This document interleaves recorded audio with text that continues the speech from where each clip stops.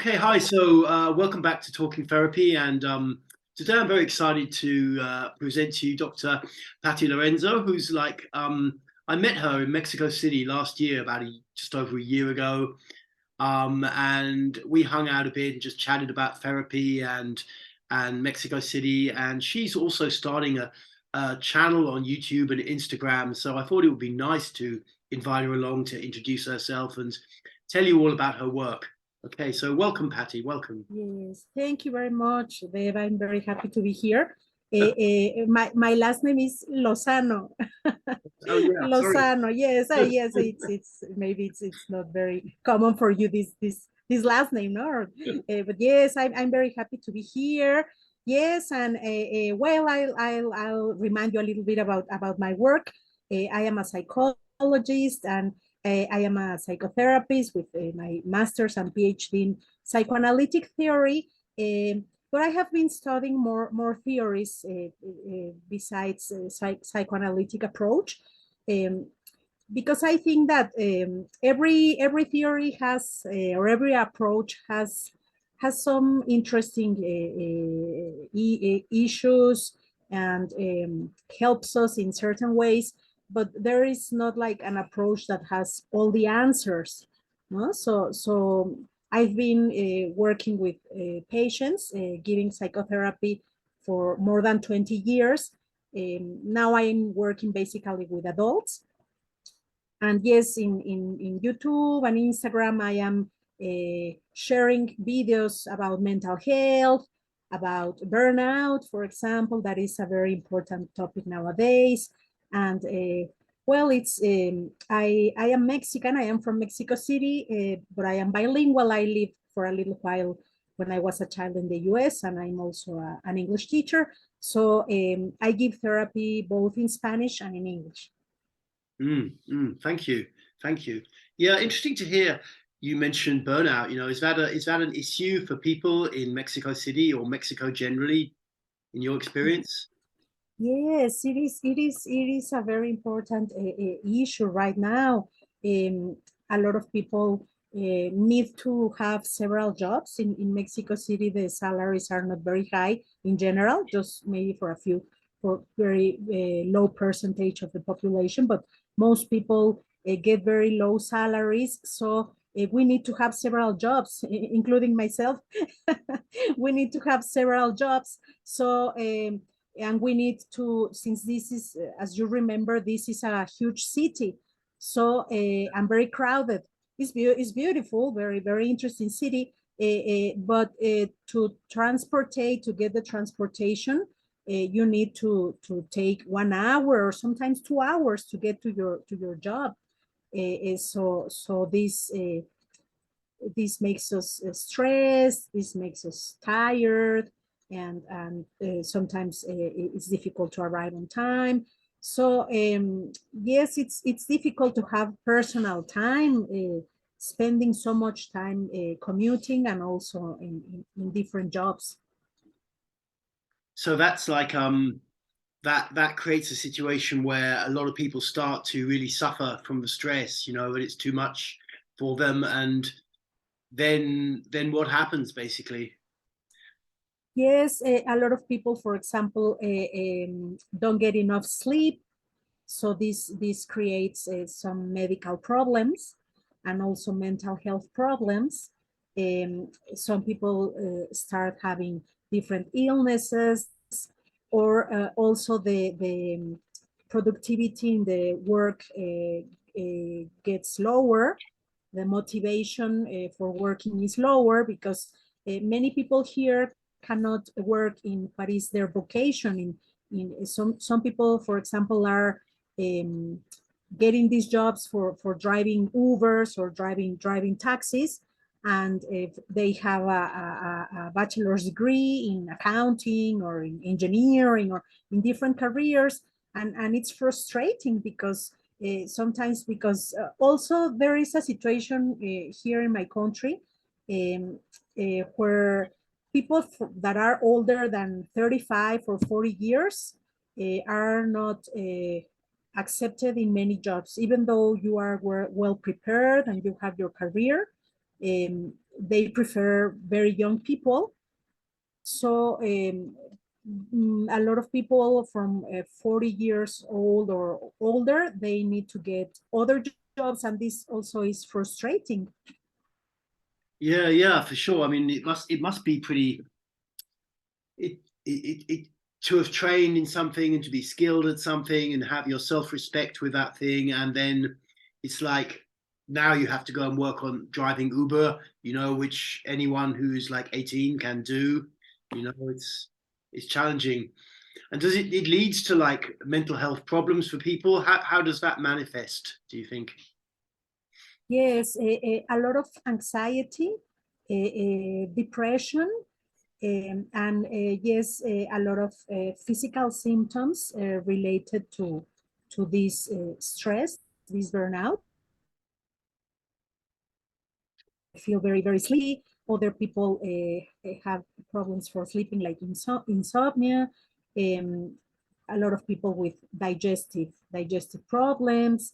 Um, a lot of people have eating disorders, no, because many people don't eat at the correct hours, so they spend a long time without eating. In Mexico is one of the countries where we have the highest diabetes and hypertension illnesses, and this is terrible. Also obesity, because many people don't have time for working out.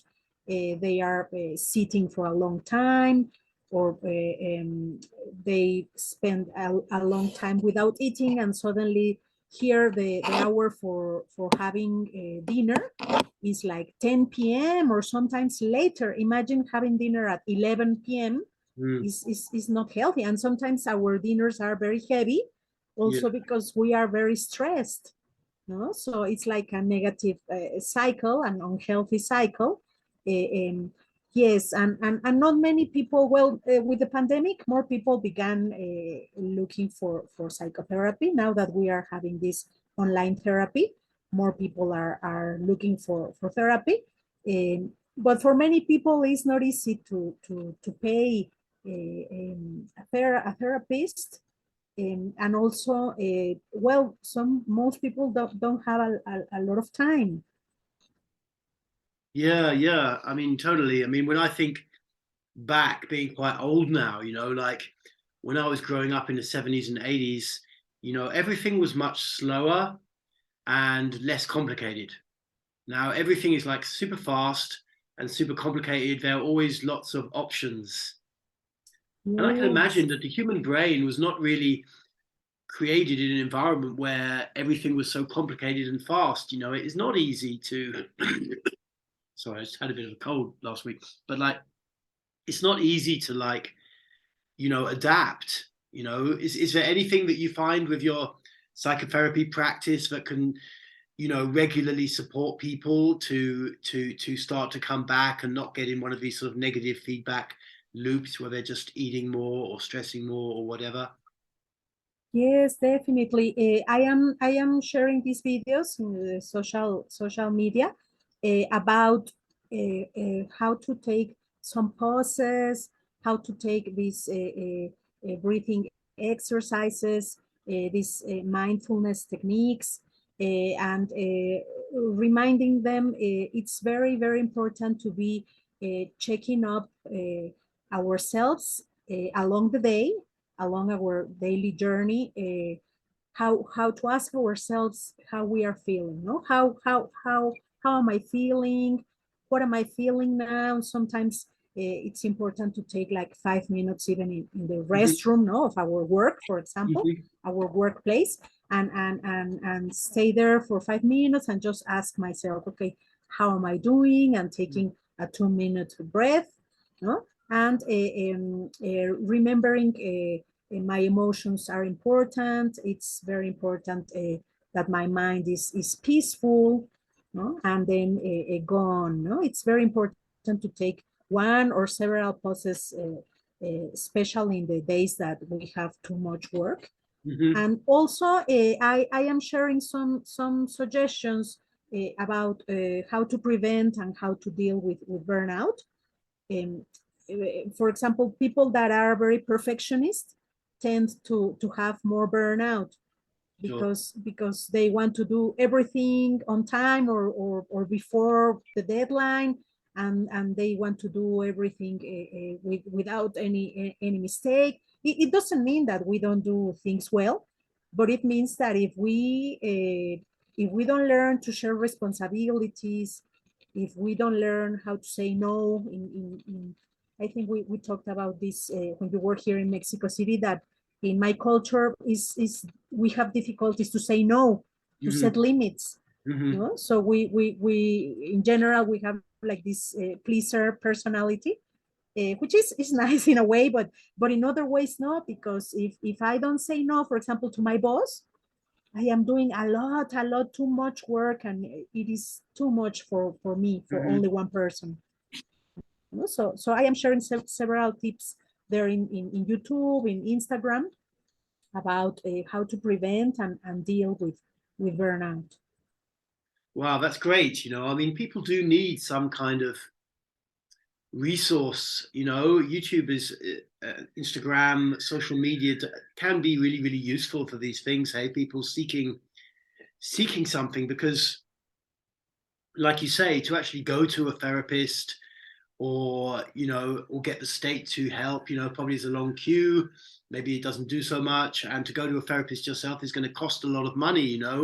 It's like we have to somehow make use of the resources we've got to find ways to help ourselves and bring ourselves back, because I don't know. I mean, I don't think like government's going to change anything. They're just kind of doing their thing, and the world commerce does its thing. And in a country like Mexico, you could easily just get overloaded with work, with family commitments, and all the things they want you to do, and then your life is just caught up so much in this stuff. You don't get so much time to breathe out and enjoy being alive. You're just on like one of these animals on a little kind of thing, all the time. Yes, But yes. I mean, I think it's also the people have to somehow help themselves. They have to help themselves somewhere. It's like, I don't know. I mean, with me in my life, I have a clear sense of boundaries, and I can kind of feel when everybody can feel when something's a bit too much, and you're taking too much on.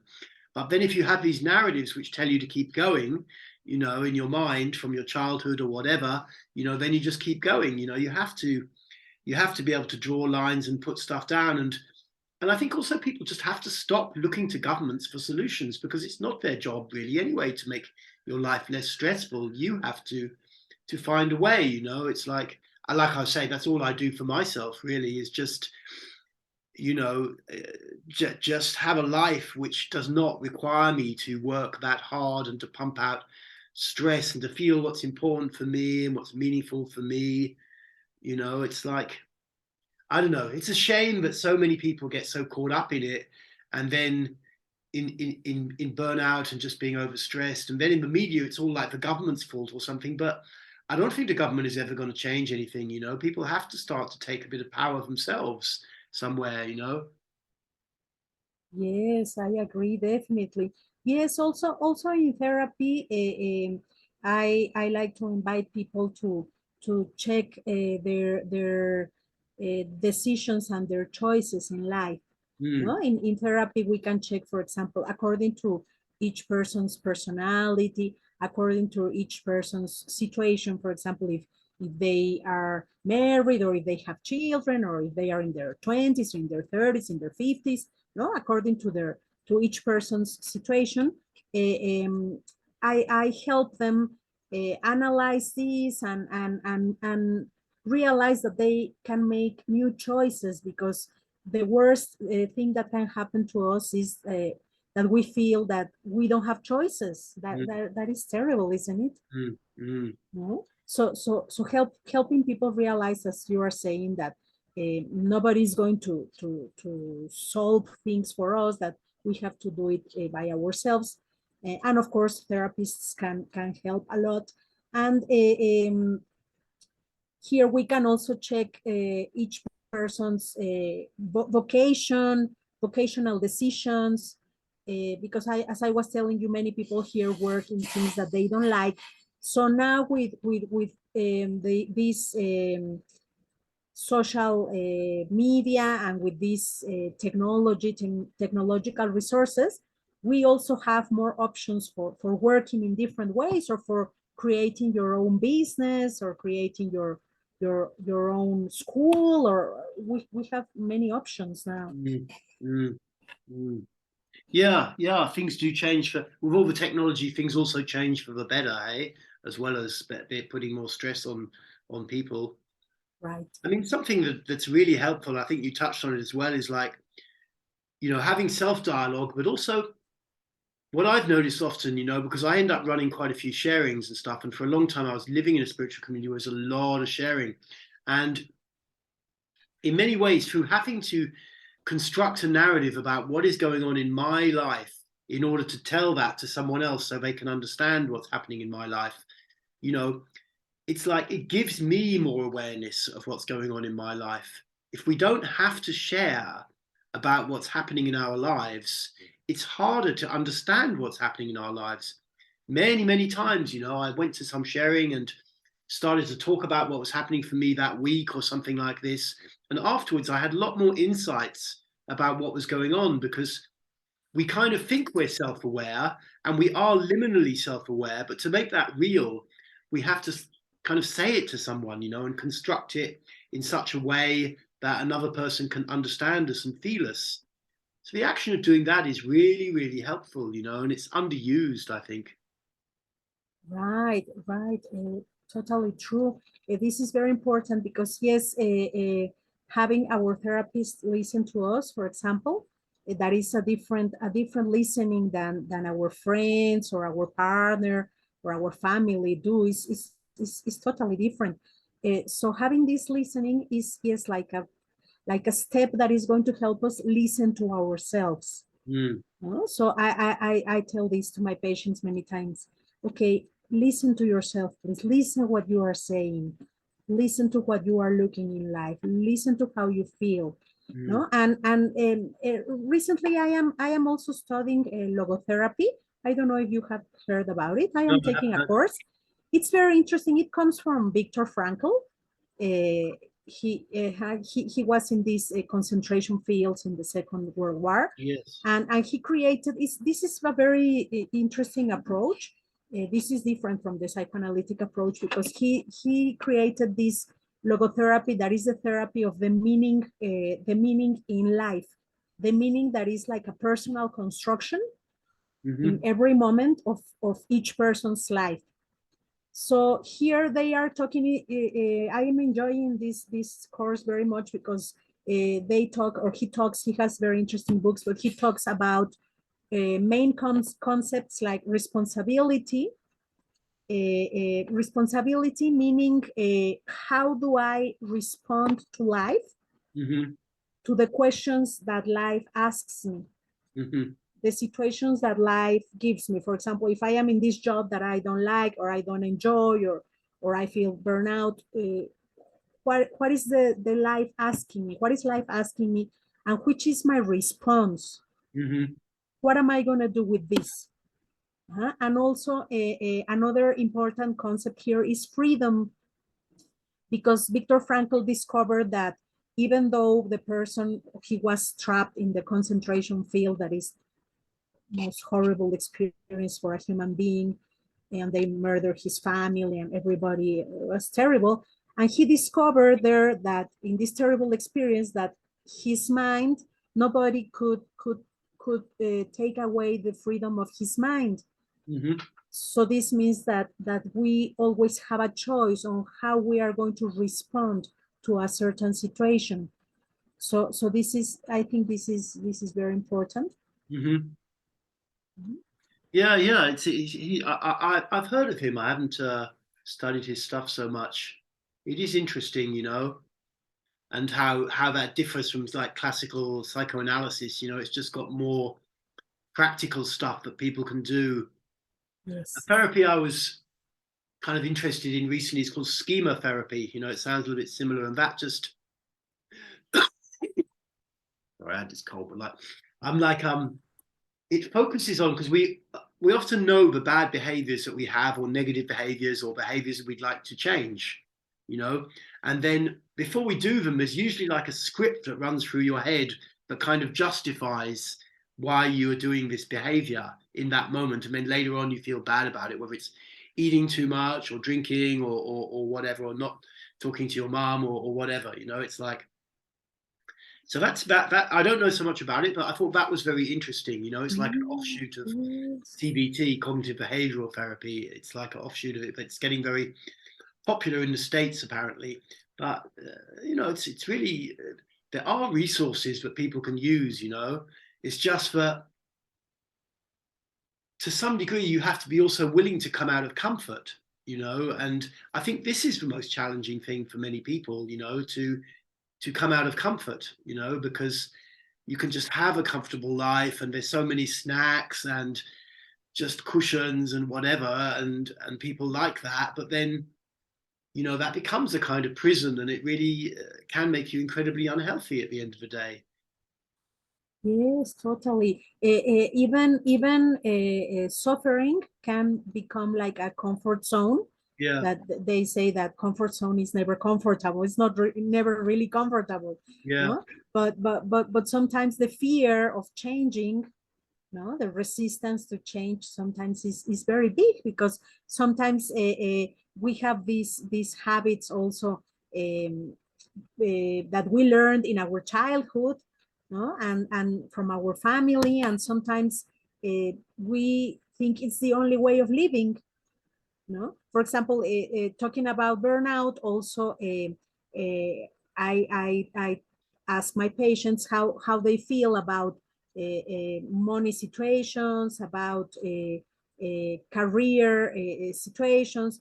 For example, sometimes they remember how their parents used to talk about money, no, because sometimes we have, I was in a workshop where they talk about economical situations but related to psychology, and they ask you several questions like, did you hear in your childhood from your mother or your father saying, oh, it is so difficult to get the money, and I almost died to get the money, and I have to suffer to get the money, and no, and it doesn't mean that it's not an effort, but it means that we have some beliefs, they're irrational, that we have never questioned them, and we Mm, just follow and repeat mm, many things, no. mm, mm.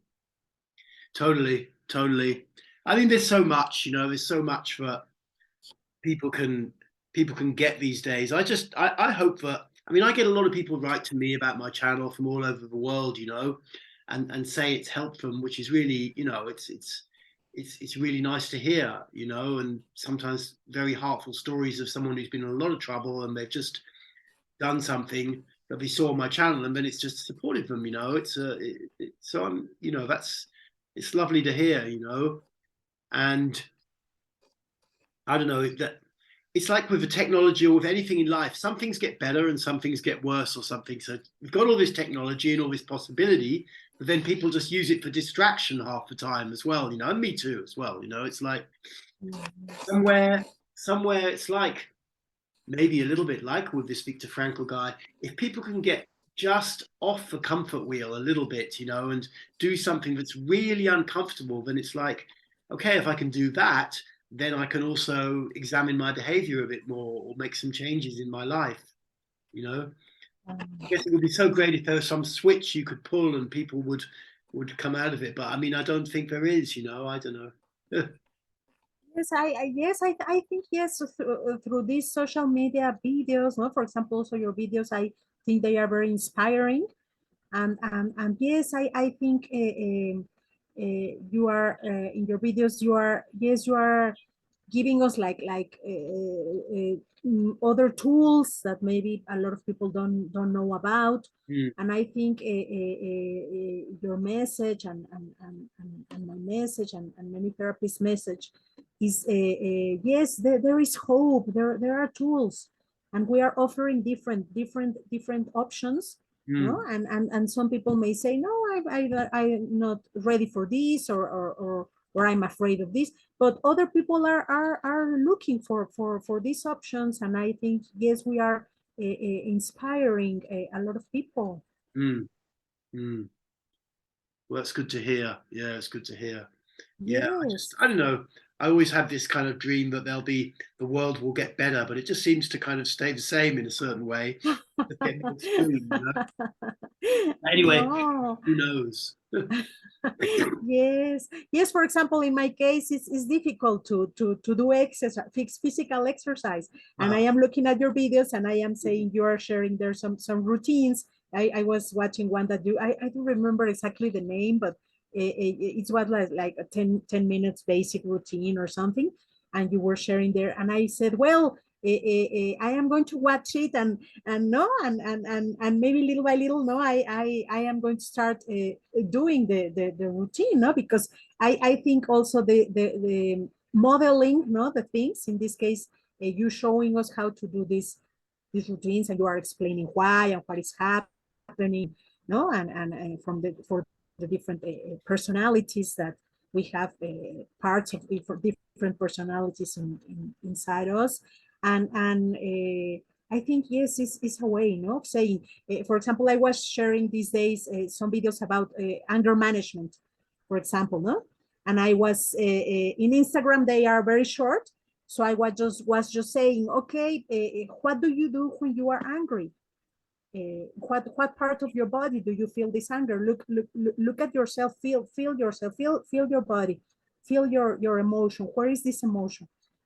No, and later in a longer video on YouTube, well, I can tell people, okay, what do you do? Have you noticed what you are doing? And little by little, it's a way of inviting them to observe themselves. mm, And this is also part of this responsibility that we were talking about, because it's not that, okay, because I am suffering, I can hurt anybody, or I can hurt myself, or no, we have a lot of excuses sometimes for behaviors that are can be dangerous. Mhm. mm. So little by little, I think these tools are very important. No? Observe yourself, listen to yourself. There are tools, there are options, and Mm. also telling people that we are also doing our own personal work, because we are also human beings. Yeah, We also yeah, know we are also doing a personal work.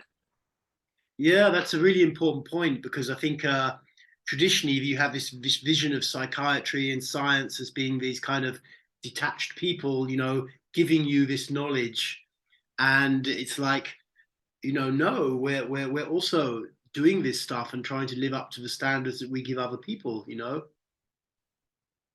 Right, and looking for new resources, and always no studying more and discovering more. I am also taking these other courses, and I always like to see different strategies and techniques, and I try them on myself, no? And then I can recommend it to my patients, or use them with my patients, but I'm also trying them, because I need to work on myself all Mm, the time also. So it's, I think this is very important, because that people know that we are all working, no? Sometimes people say, you are just sitting there listening, and you don't feel what I am feeling. No, but I also suffer, because I am a human being too. yeah, yeah, yeah, No? yeah, exactly, exactly, exactly. Yeah, it's nice to chat to you, Paddy. It's nice to chat to you. Is there anything else you'd like to? We'll leave some, like in the description below the video, we'll leave some information about how people can get in touch with you if they want to check your workout or send you a message or Yes, something like that. And yes. is there anything else you'd like to just say? Thank you very much. That yes, that I am also giving therapy to people all over the world, online therapy in English and also in Spanish. Mhm. So feel free to contact me, and yes, I'll leave here with you my YouTube channel link, and the Instagram link. Thank you very much. It was lovely chatting with you, and with all the people that are going to see this, or hear this podcast. I don't know, or see us. See you. Thank See you you. very Have a much, good Deb. weekend. Yeah. Hey, thank you. Thank you, Paddy. Thank you for Thank you. See you very soon. yeah.